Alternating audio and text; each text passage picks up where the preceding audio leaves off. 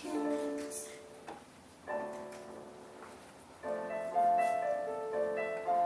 Und der Regen rinnt, und der Regen rinnt. Gott selbst hat uns getrennt, mein Kind. Du sollst die Geleit und Elend sehen, sollst nicht auf steinigen Gassen gehen. Und der Regen rinnt, und der Regen rinnt. Hast du mich nicht vergessen?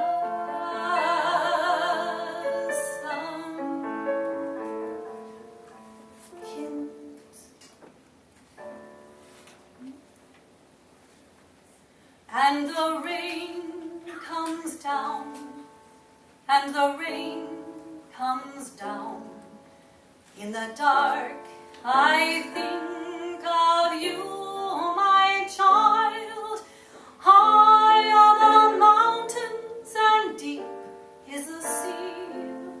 My weary heart is heavy with grief, and the rain comes down, and the rain comes down. Why are you so far, my child?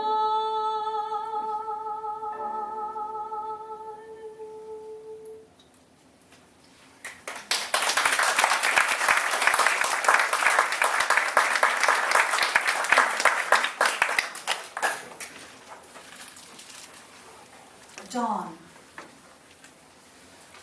The physician has just silently left. What he knows I have long guessed. Death's shadow lies on your cheeks, and breath barely heaves your pale breast. I enclose your little hand in mine and feel your pulse so weak. The clock ticks loud, unremitting. Through shutters comes daybreak. Soon the sun will beam from heaven's height, covering our world with its glow. Little girl, you will no more see that light. All ends for you, everything shall go. Once you possessed woods, flowers, trees, gamboling like a fawn. Ah, why can't you go on with your dreams?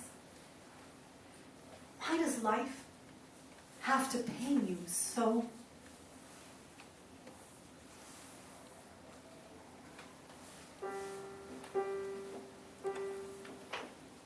Just hold back your tears and hide all the pain. Don't listen to insults and shaming.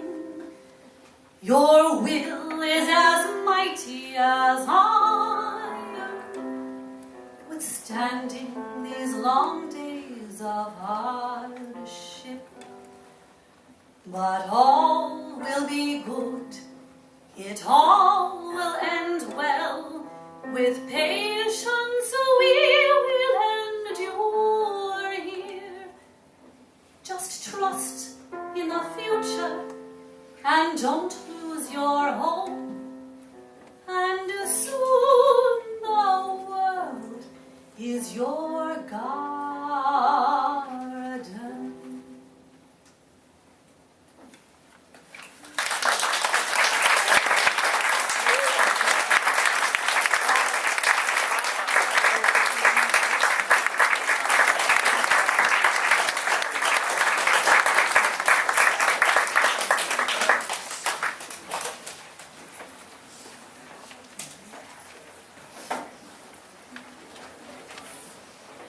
Thank you to all of our wonderful, wonderful performers and the people that worked with them to make this happen. I'm going to ask Megan Brody and Cindy Cooper and Jenny Lee Mitchell if they will come up, and somebody will put 4 chairs here and we'll try to have a little discussion. And while this is happening, I want to say something. I'm trying to look and see where she is. Gladys, where are you? Right here. Okay. Now, we have somebody very special here because Indira, you said you wanted to carry the voice of Gemma LaGuardia, luck always with you, and her granddaughter is here, and you should talk to her afterward, so you are both carrying her voice. So talk together in a little while, please. I would like to thank the Center for Jewish History and American Jewish Historical Society for helping us, allowing us to have a program here and working with us. Karen Schulman, who is I have my left hand, I'm left-handed, she's my left-hand person. And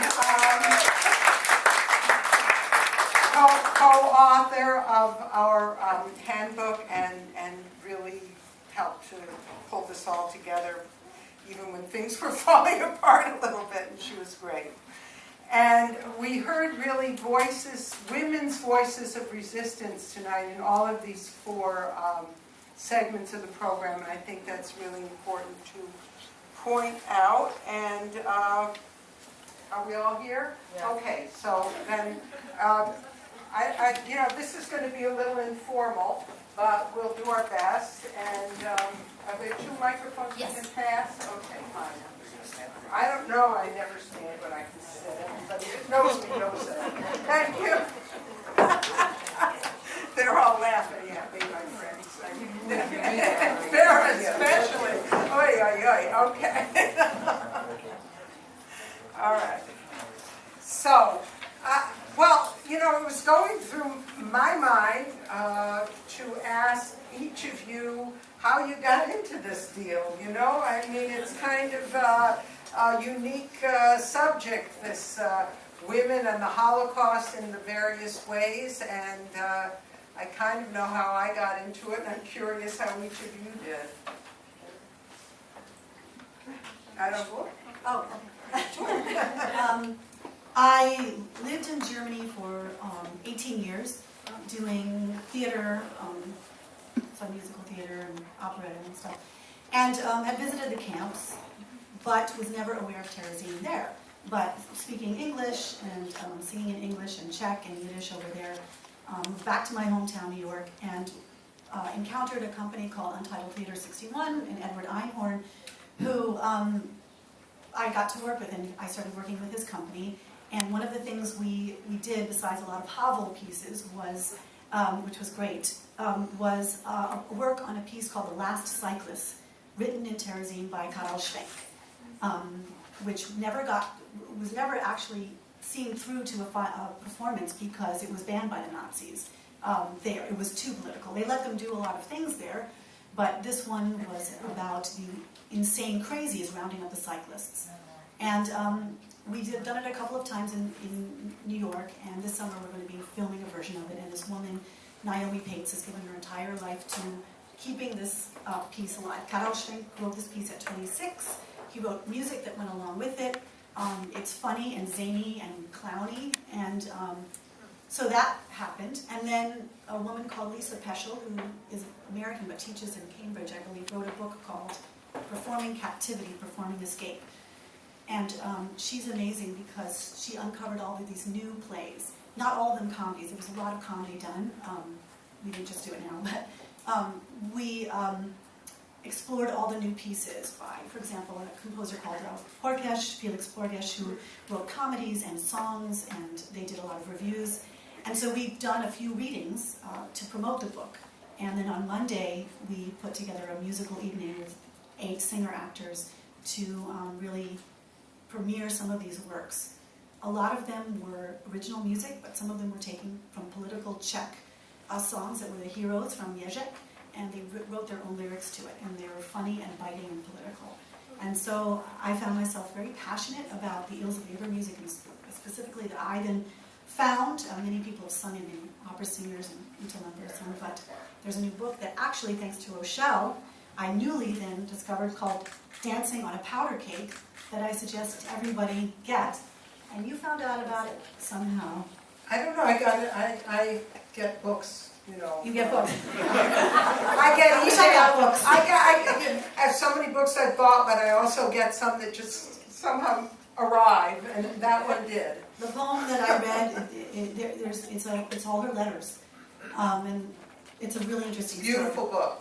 It's beautiful. All her letters, a history about her, and her poems, and the poems are many different iterations, some of which were sung today, and there was many versions before they came to.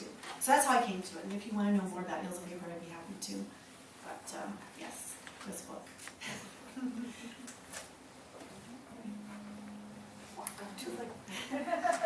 Hello. Some people had some questions.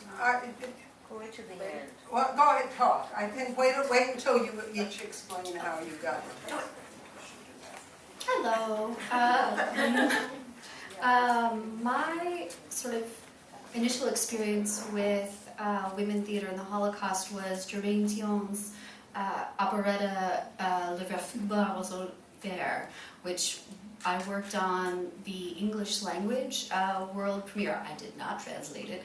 I directed it at the University of Southern Maine a couple years ago, and am working on a production, the possibility for production in Philadelphia.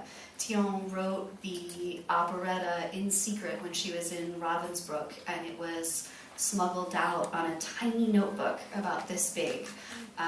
She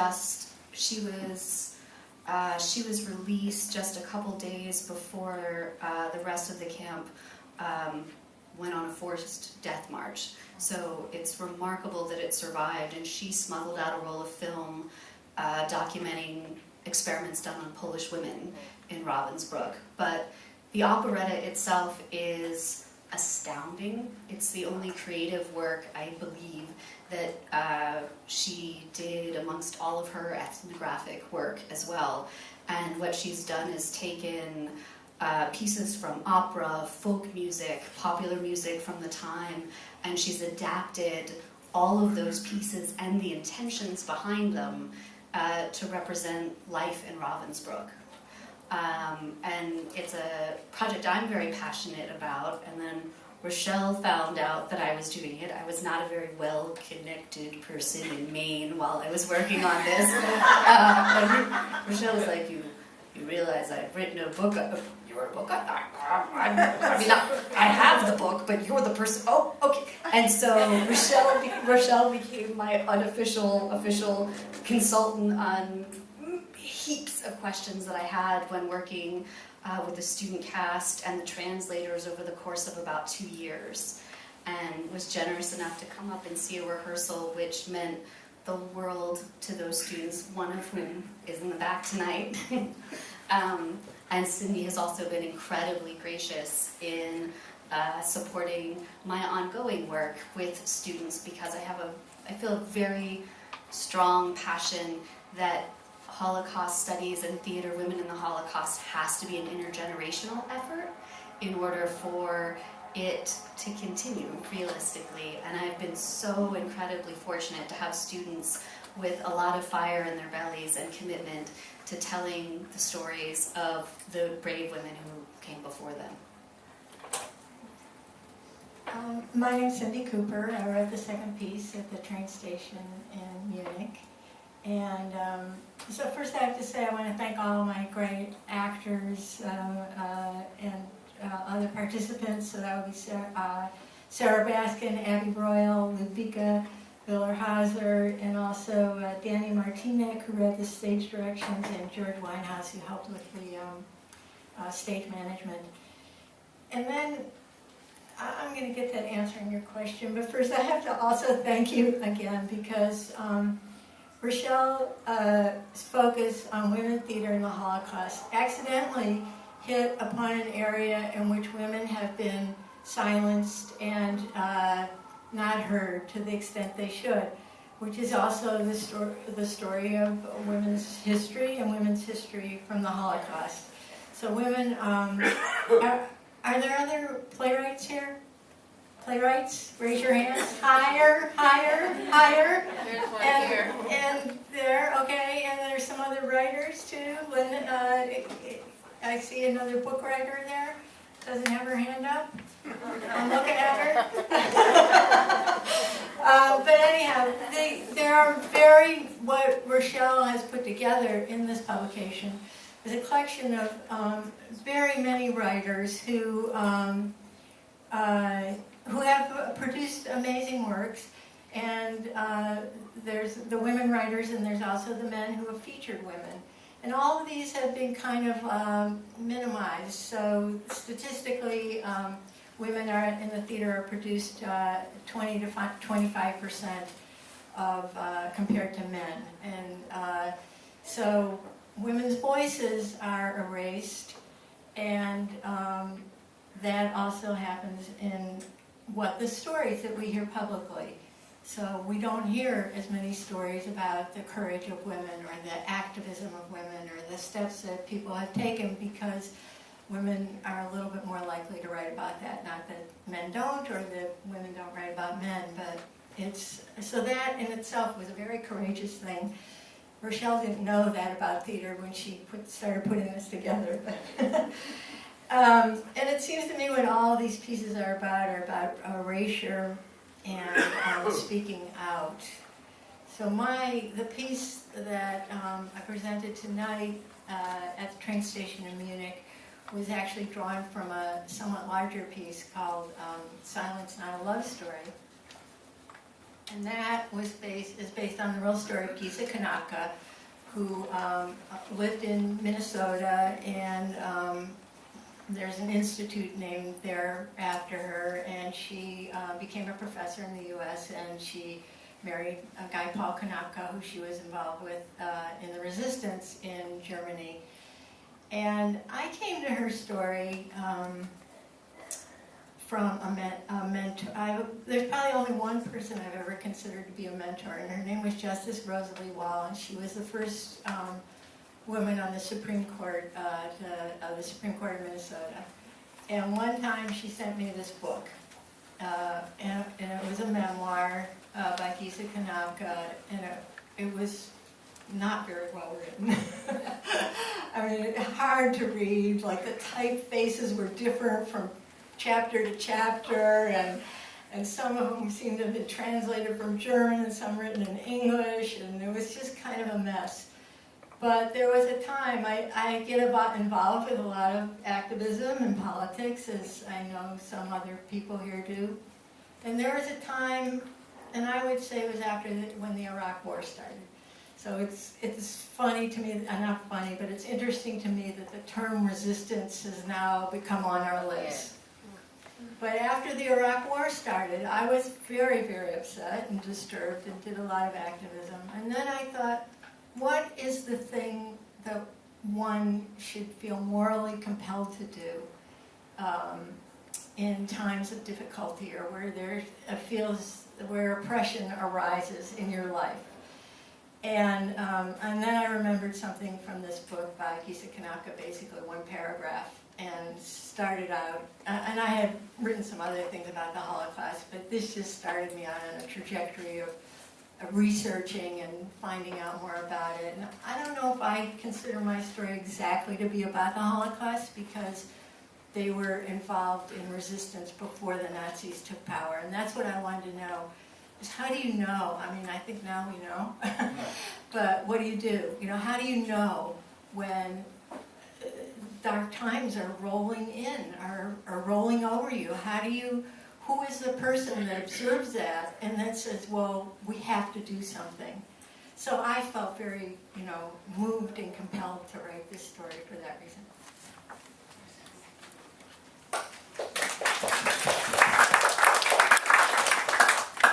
Should we take questions, or does somebody want to say something else before we ask for questions? All right, but there were some hands before. Yes, go ahead. I just wondered where you can get the music of Ilse Weber. Can everybody hear the questions? I'd like to know Where where can, you can wait, get the- I was going to just repeat the microphone. You want to stand up and yell, it's okay. Where can you get the music of Ilse Weber? Sheet music or CD? Sheet music. Sheet music. Come see me after. I have actually the book with me, And I actually can't remember, there's a very thin book that has 3 or 4 of the sheet music songs in there, and I can't remember if I ordered it from Germany or, on Amazon, but I'm going to show it to you so that you'll see. But I think you can get it online, for sure. You have a question, Joan? Well, I don't want to put you on the spot, but since I'm your friend, I'd like you to tell us briefly how you got into this issue. Okay, I'm being asked how I got into this issue of women in the Holocaust in Correct. general, or, okay. It's a really long story because I know I'm that. really old. But I got into the whole issue of the Holocaust in 1977 in Albany, New York, because one of the first Justice Department hearings about a Nazi war criminal in America was in Albany. His name was Vilas Hasners, and he was a policeman in the Riga ghetto. He lived in a small town, actually north of Albany, almost close to where I grew up in the Adirondacks. He died in his bed some years later. He never did get deported. And I went to the hearing, and some witnesses from Israel were brought to Albany, New York, which might as well have been Mars to them. And nobody had any kind of support system for them. It was the first trial. It was a real mess. And so a friend and I organized some home hospitality for these visitors from Israel. And I clearly remember now, although I don't know if that's, in retrospect, I think that's when I decided that women in the Holocaust was something important and special and unrecognized, but I mean, this is a kind of hindsight, but a woman at my Shabbat table who was a witness said, I was in the Riga ghetto, I saw Vilas Hasners, he beat my sister-in-law who was carrying her baby, I never saw them again. And I will never forget that, and it was 1977, and sometimes I don't remember from yesterday. I mean, but it was really very, very powerful. And then in 1980, I had the rare opportunity for an American to visit Ravensbrück concentration camp when it was part of East Germany. And I've been back there many times since. But that made a huge impact on me, that it was a women's concentration camp. And nobody ever heard of it in this country. Nobody is a big word, but I mean, it was relatively, really unknown in those days.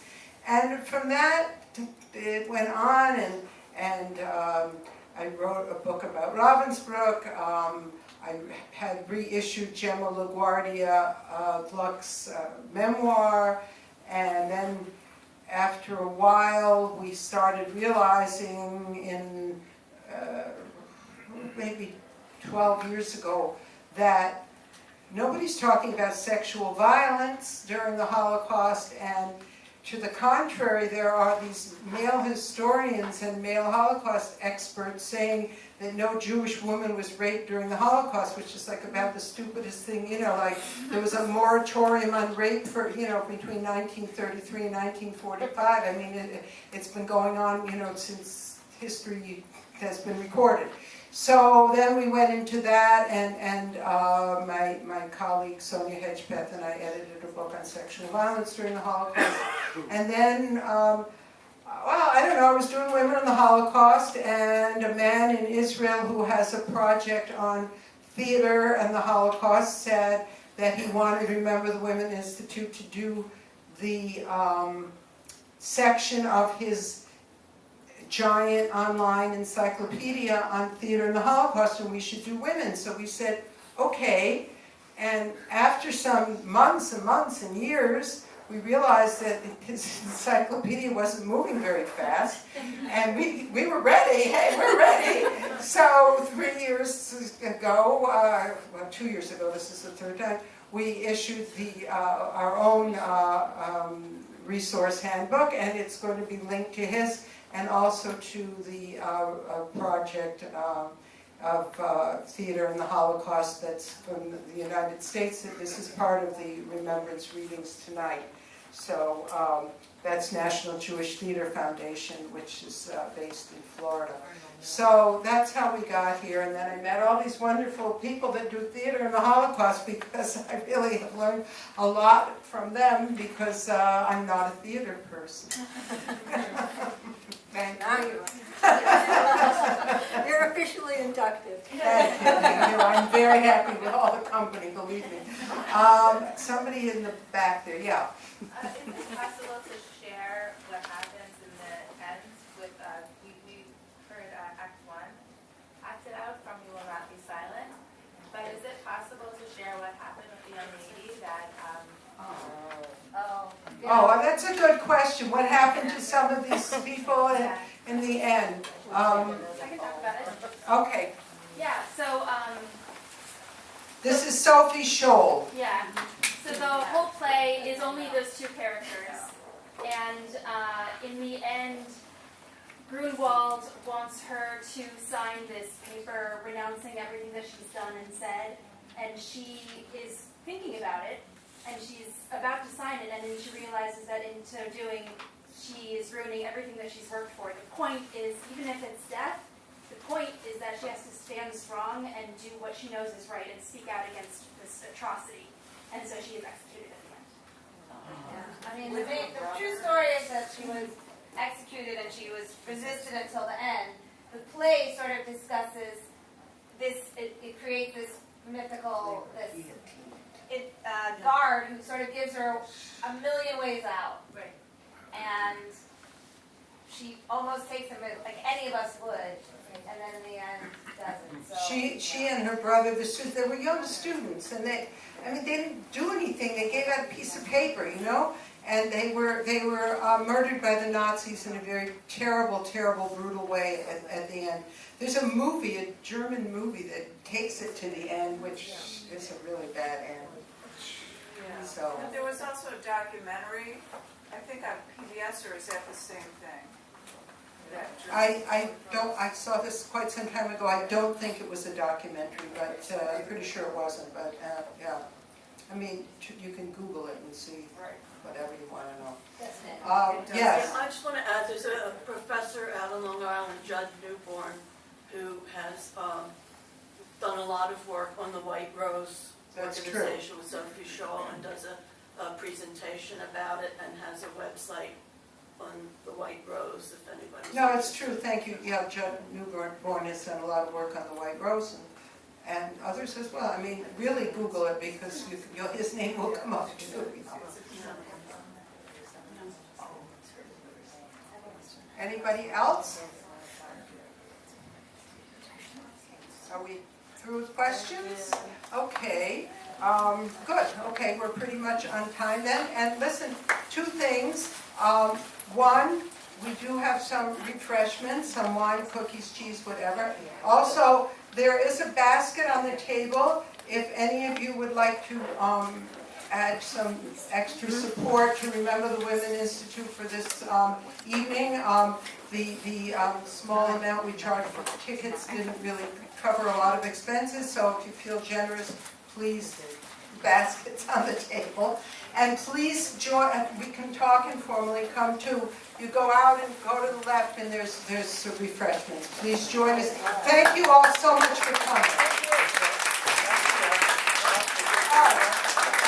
If all of the actors and directors want to come up, we're going to take a group photograph before you eat, even though you're starving.